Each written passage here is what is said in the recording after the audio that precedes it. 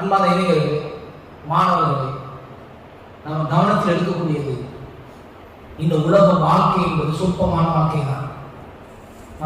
ரொம்ப சொற்பமான அற்பமான வாழ்வு தான். இந்த உலகத்தில் நாம் நிரந்தரமாக வாழப்போவதல்ல. இன்றைக்காவது ஒரு நாள் மரணிக்கத்தான் போகிறோம்.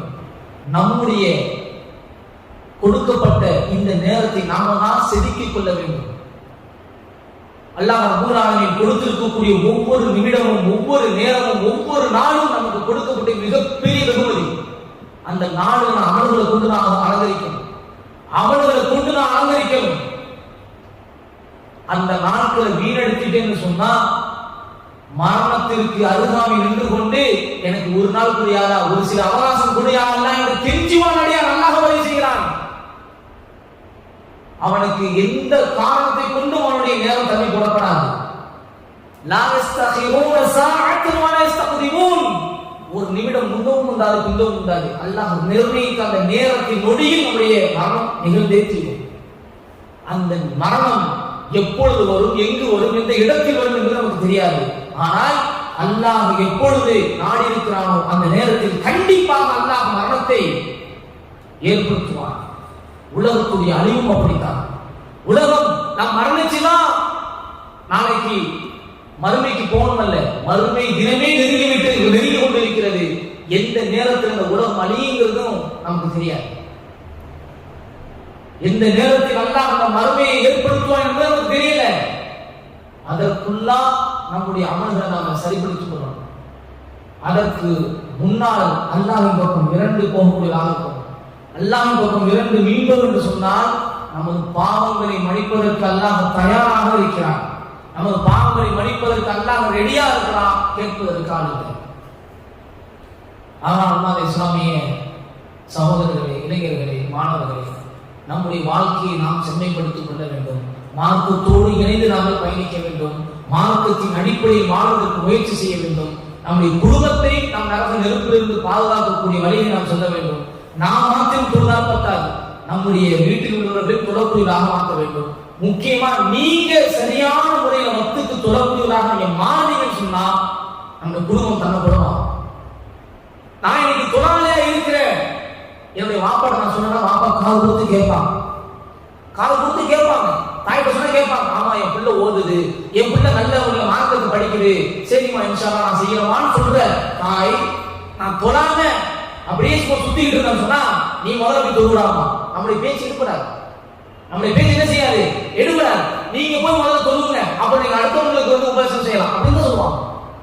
பட் நான் முதல்ல சரியான முறையில மார்க்கத்தை பின்பற்றக்கூடியவராக நம்ம ஆகணும். நம்முடைய குடும்பத்தை முதல்ல பாதுகாக்கணும். ஏன் சொன்னா நரக நெருப்பானது சாதாரணமானது அல்ல. அல்லாஹ் பாதுகாக்கணும், அல்லாஹ் பாதுகாக்கணும்.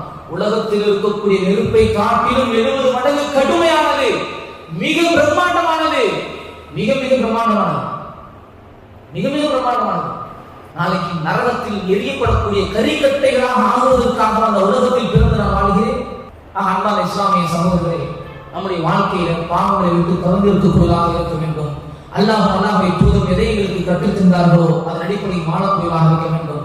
தாய் தந்தைக்கு கட்டுப்படக்கூடியவராக, அவர்கள் பேச்சை கேட்கக்கூடியவராக, அவர்களுக்கு கட்டுப்பட்டு நடக்கக்கூடியவராக, அவர்களை நாம் உதாசனப்படுத்தாமல், அவருடைய உள்ளத்தை நோவினை செய்துவிடாமல், அவர்களுக்கு மகிழ்ச்சியான முறையில் பேசக்கூடியவராக, அவர்களிடத்திலே நாம் நல்ல ஒரு அன்பை பரிமாறக்கூடியவராக நாம் இருப்போம் இன்ஷா அல்லாஹ். அதே போன்று வீட்டில் இருக்கக்கூடியவரையும் தொடரக்கூடியவராக, வீட்டில் இருக்கக்கூடிய அந்த அசிங்கங்கள், ஆபாசங்கள், வீட்டில் ஏதாவது அனாச்சாரங்கள் நிறைவேற்றப்படுகிறது சொன்னால் அதை களையக்கூடியவர்களாக, அதை எடுத்துச் சொல்லக்கூடியவர்களாக இருக்கும். நமது நண்பர்கள், சகோதரர்கள் ஏதாவது மார்க்கத்திற்கு புறான ஒரு ஹராமான விஷயத்தில் ஈடுபட்டார்கள் என்று சொன்னால் அவர்களுக்கு நல்ல முறையில் உபதேசிக்கக்கூடியவர்களாக இருக்கும். அவரை விட்டு தூரப்படக்கூடாது. அவங்களுக்கு கூட இருக்க உபதேசம் செய்து அவர்களை திருத்தி கொண்டு வரக்கூடியவர்களாக இருக்கும். நம்ம உபதேசம் செய்து கொண்டே இருப்போம். நவீன உபதேசம் செய்யுங்கள், அந்த உபதேசமான மூமின்களுக்கு பலனளிக்கும். நாம் செய்யக்கூடிய உபதேசம் இன்ஷா அல்லாஹ் ஒரு நாள் என்னுடைய சகோதரனுக்கு, என்னுடைய தோழனுக்கு, என்னுடைய நண்பனுக்கு கண்டிப்பான முறையில் அது பலன் அளிக்கும் அப்படிங்கிற எண்ணத்தோடு உபதேசித்து விட்டு அப்படி போகாம என்னுடைய தொழுகையில அவனுக்காக துவா செய்யக்கூடியதாக இருக்கும்.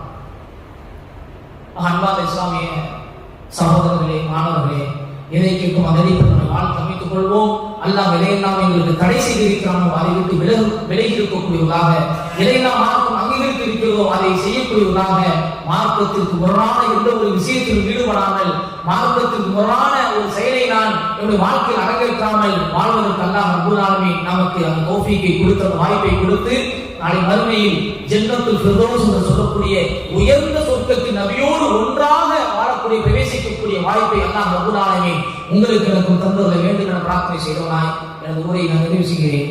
هذا ما عندي وعند الله. أقول قولي هذا أستغفر الله لي ولكم. السلام عليكم ورحمة الله وبركاته.